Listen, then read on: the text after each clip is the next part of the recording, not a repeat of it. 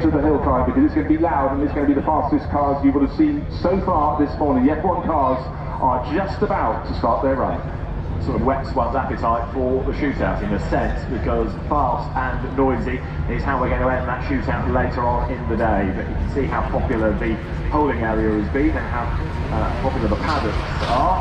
You see the Sky Tempesta GT Ferrari, which isn't going to be competing, but it's part of the static displays at the hill. Right, some of the support teams are, although their vehicles are now being brought back, so you take the mechanics down and then the minibuses head back to the paddock. Course car blasts away. I rode up with that course car on Thursday morning.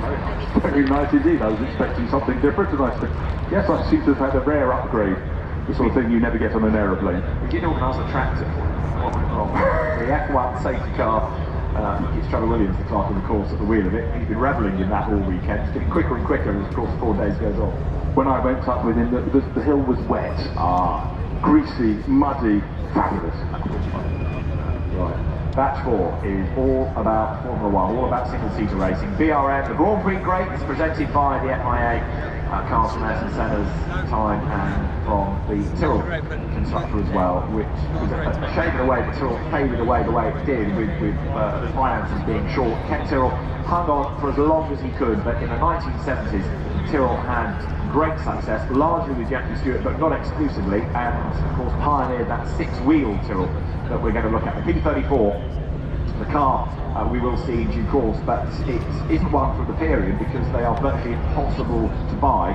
So with the approval of the Tyrrell family, it's been reconstructed to original drawings with, where possible, any original parts, but it is just fantastic to see. Yeah, I loved yesterday afternoon. There was a red flag on the hill, so I had actual time, a decent amount of time to talk to Sir Jackie Stewart and Paul, and they're still so proud of what they're achieving. You know, those cars in that livery still look so crisp, but the detail, and you could just see it creeping into the team. First came sponsorship, and then came that professional approach, and of course, when you got Ron Dennis with McLaren, he took it to a whole new level, and everyone has had to follow since.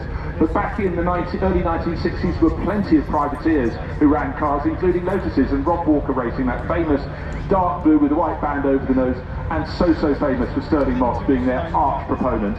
And of course, this car, Jeremy Thompson, is driving one for Rob Walker Racing, a privateer team. I have to keep reiterating that point, in Monaco in 1961, with the sides off for a bit of ventilation. Yeah, exactly as all the famous photographs of the occasion show. Sterling Moss held off Richie Ginther to win the race, and it was another the late great Sterling Moss epic ride. Cars as well, and leaping from car to car, weekend to weekend, and Jeremy Thompson there hits the hill in the Lotus 8T. This is Andy Middlehurst driving the Lotus 43 with the BRM engine. Lotus decided that something else was needed in the back of a car while Cosworth was working away on the DFB, so Colin Chapman plugged the BRM unit and instantly regretted it. It wasn't, in fact you could see, just as the car was going from the car, the side mirrors, the rear mirrors, vibrating around, one engine effectively on top of the other. We went from a 1.5 litre formula to a 3 litre formula, so two 1.5 litre engines were conjoined effectively, and it was relatively fast but heavy and oh so unreliable, even in the hands of Jim Clark. It only just took that one win, but of course greatness followed in 1967 when the Ford Cosworth DFB arrived only with Lotus. Had one of the face of Formula 1 was changed forever. While Jack Brabham was building his own cars, and he went with the small Repco company's engine in the back of it, but Jack Brabham raced them, won with them, constructed them. Nobody else has been able to win a world championship in a car bearing their name. And if you want to take a car that moves Formula 1 forward, by the glorious Lotus Climax 25, but the key was this was the first Formula 1 monocoque, and suddenly all the other cars with their space frame structure were just not quite at the races. Combine that with the excellence of the design and the brilliance of Jim Clark, and it was a glorious year for the Lotus 25. Back to the world of BRM, they did get it right, they tried for years, and then Graham Hill in 1962 took them to the World Drivers and Constructors titles, and so at last the Mark from Bourne up in Lincolnshire got some suitable reward. And Willis at the wheel of the Type 25, the car that gave BRM its first win. It's a 1958 car, this 2.5 litre 4-cylinder engine. And it was Joe Bonnier in 1959, the Dutch circuit of Zandvoort, which will return this year to the Formula One Canada, and gave the British Ferrari. They sharp-nosed this recreation of the chassis 0002 Olivier Jean-Debien's car. Jason Wright at the wheel of it. We're into the 1960s now. 1961 was when the 1.5 litre V6 Ferrari sharp-nose hit the circuit, and that was another wonderful shape. Yeah, the rules changed for 1961 down to 1.5 litre engines, and Ferrari, as it happens, had one ready. And that year they achieved the astonishing feat in one Grand Prix of filling the top 4 places at the end. It took the rivals from Lotus and BRM a little while longer to get up to pace, but Ferrari, they took the title with both hands. And there's never been a car, I think, from the 60s that is so distinctive as this. These are recreations because, of course, Enzo was had no sentiment at all. He put them out of the back of the factory, and largely they'd get crushed or just simply put away. And the V16 BRM in the hands of Ron Hall, again, it was a good idea. It was a car that made a riding at the time by many. It just did not work, but Rob Hall at the wheel, heading up the hill. This is David Brabham driving in the Formula 5000 McLaren, the M10B, run by Frank Matich's team. Frank had a team as well as making his own cars and being a very good race driver himself. And David Brabham finding something really different to drive this weekend. Yeah, it was good when we first saw it, David. I think we can own up to the fact what it wasn't in our initial entry list. Now here's someone who, if he had a list of boxes to tick, one would be driving the BT44B Brabham, because he's Marino Franchitti's second generation, brother of Dario and son of George. George used to race, so these boys have all done in the early 70s, one of those beautiful cars, designed by Gordon Murray, still looks crisp today, David. Indeed, it's also time to acknowledge the fact that 3 days ago now, rather, Carlos Reutemann, who would have raced that car in period, the Brabham BT44B, the Argentine driver, died aged 79 on Thursday. He's been suffering from the effects of living for some time.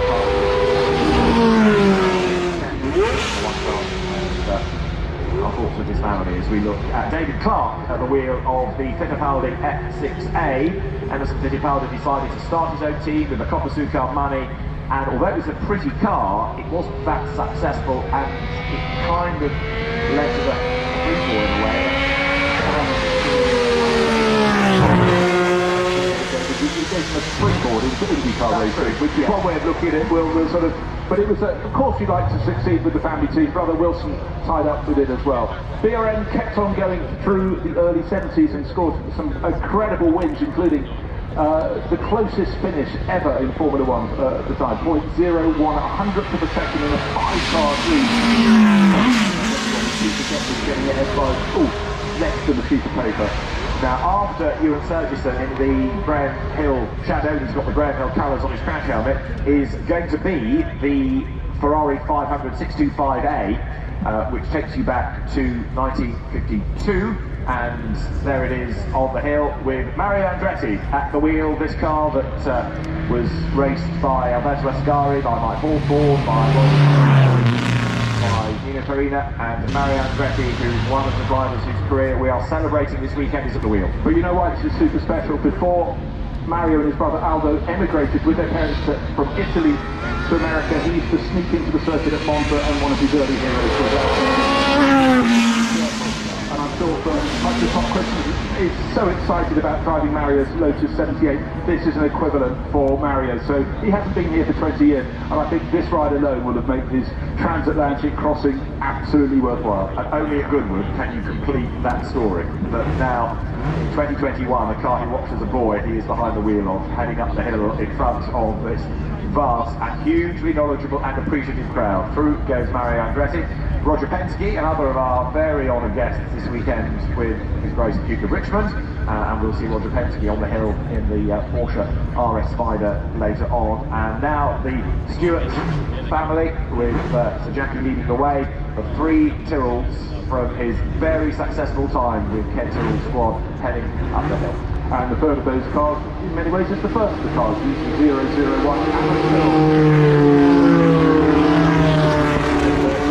It was the year he was born, 1971. But The Stewart family have had the first two cars, the 003 and the 006, in their keep for a very long time now, and it's great to have Sir Jackie and Paul, who's one of his two sons, in behind, and Adam Tyrrell bringing up the rear in that Tyrrell 001. Didn't start the 1970 championship using it, but as David said, they got it onto the track by the second half of the season, gathered data, turned it into the 003, and great things followed with that first title, fully 50 years ago for Sir Jackie. And when you talk to Jackie, I still find it hard to think half a century has passed since that time.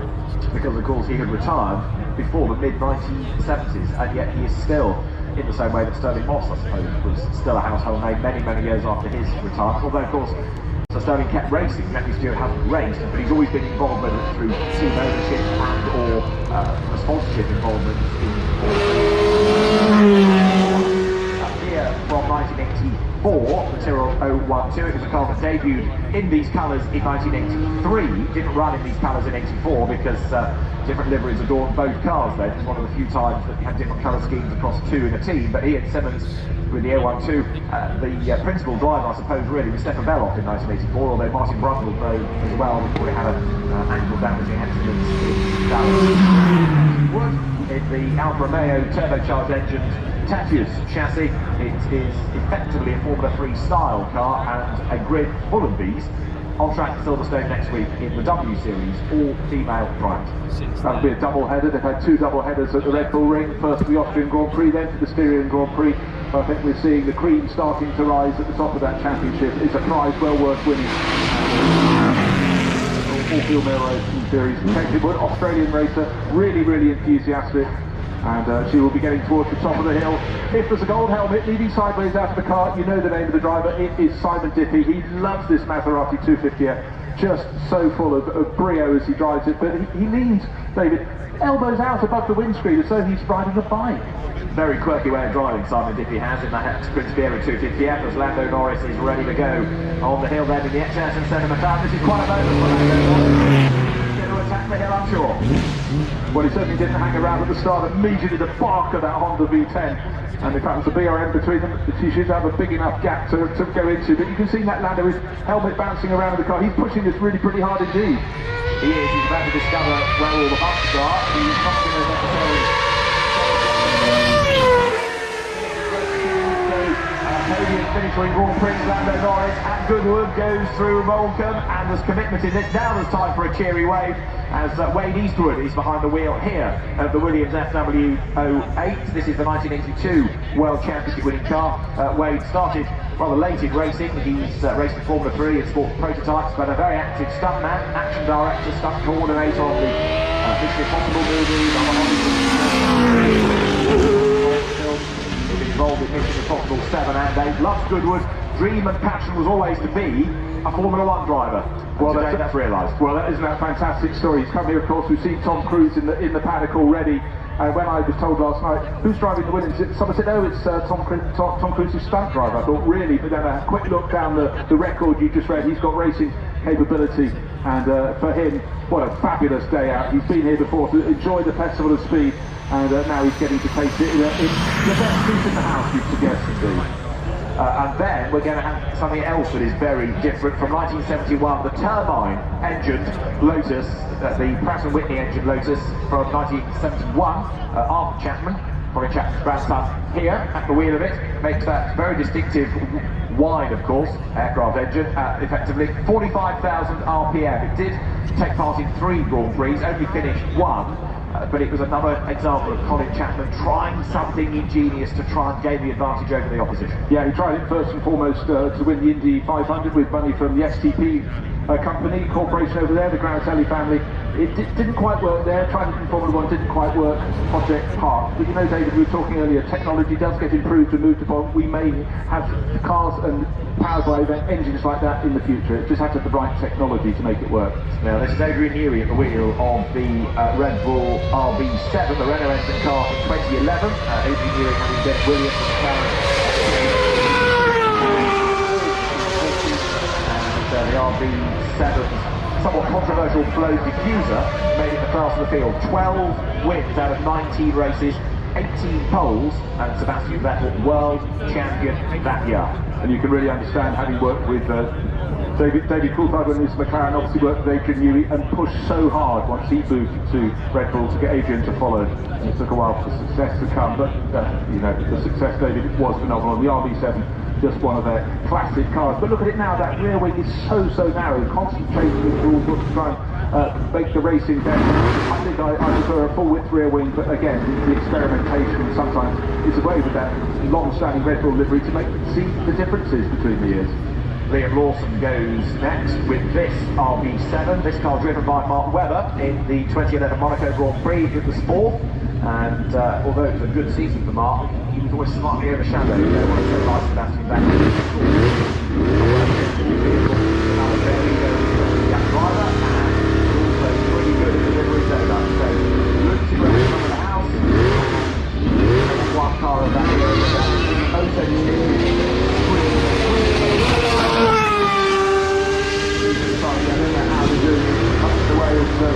Wales used to produce brilliant tryhards in rugby. Now New Zealand is producing a stream of young drivers, and great to see them getting on the world stage. They might have in years past just competitive championships in just at home, possibly in Australia, but spreading their wings, and they are really performing very well on the world stage. Picked up, of course, by the Red Bull Driver Scholarship Scheme, but that's a scheme, it's a hard master. You've got to keep winning to stay on the scheme, as many a driver can attest. They tried and it didn't work for them, but for the likes of Daniel Ricciardo, who worked perfectly, got him into Formula 1, but of course he's no longer with Red Bull. He's moved on, and is of course trying to catch up with Lando Norris at the moment. Hasn't quite made it work yet for McLaren since he's moved across, but maybe the second of the half of the season will be kind for him.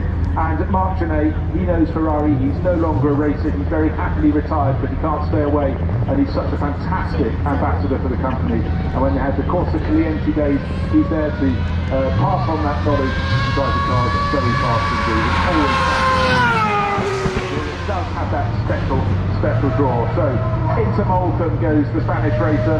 Did all his university studies here in the UK.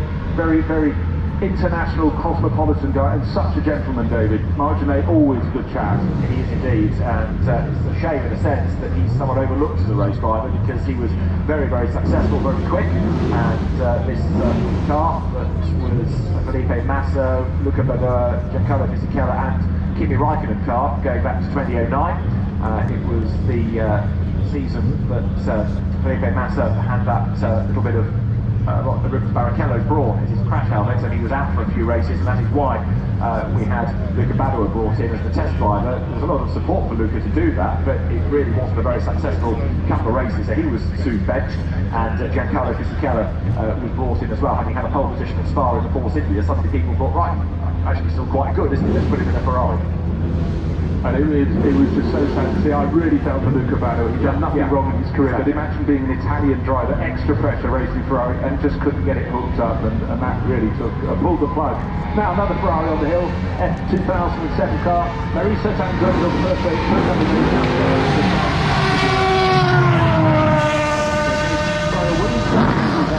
on the season open in Australia. But then it was patchy season for Kimi Raikkonen then. Kimi Raikkonen is still with us, competing 2021. Doesn't care for anything out of the car, but on board he just delivers every single time. Exactly, and he's been away, had a spell of the World Rally Championship, come back, won another Grand Prix. After the Ferrari, we're going to have Anthony Davidson in the Mercedes from 2019, the Mercedes-Benz F1 W10 EQ Power Plus. Give it its full name, the 1.6 litre V6 turbocharged hybridised engine, and Anthony Davidson is about to launch off the line, and no doubt going to attack the hill. The Master, but still active sports car racer, and the next one to go through our Grand Prix race set presented by the FIA. There is Mercedes with a halo device that has certainly proved its worth. There were lots of sceptics initially, but certainly Romain Grosjean will take all the benefits of it. And Anthony Davidson leads the line, but slightly hesitantly gets away now. Launching one of these cars is not as easy as you might think. No, it's a sequence of buttons rather than the pressing of a pedal by and large, and Davidson of course has to use so many Formula 1 cars, particularly from the Mercedes of late, but of course he's got to get his head around a different sort of car. Next weekend he'll be competing in the World Endurance Championship at Monza, so he's got all the commuting ahead of him. But you know what? Does any racing driver mind having a full diary? Answer, no. Counting stop, here's for a launch. The rear tires a lift. Drops away. Up the hill, so Anthony Davidson in a mighty important part of Formula One's history, because this car, which of course won the World Championship with Lewis Hamilton at the wheel, had 15 wins out of 21 Grand Prix that season. Bad record. Fair, and in many ways, as a Formula One fan, you never want any team to have that level of advantage. But if it's your team, you lack it up and just thank your lucky stars that all is good. But for Ant Davidson, very analytical individual. And so any chance to get back in the Formula One car will add to his broadcasting next time out. So goes over the finish line. That, I think, is the last car from our Grand Prix Greats, presented by the FIA group. Also looking at the Aston Senna McLaren, the Tyrrells and the BRX. Amazing how many anniversaries you can find as we go through. And there are other Formula One cars out of this batch, like the Penske that John Watson is driving, you're going to see in the Penske tribute set. So I don't think that's the only chance to see Formula One machinery. That's another anniversary that's been ahead, isn't it? Because it's 40 years this year that John Watson won the British Grand Prix. This year is on the 18th of July. What he won is on the 18th of July, but it's a Saturday Grand Prix.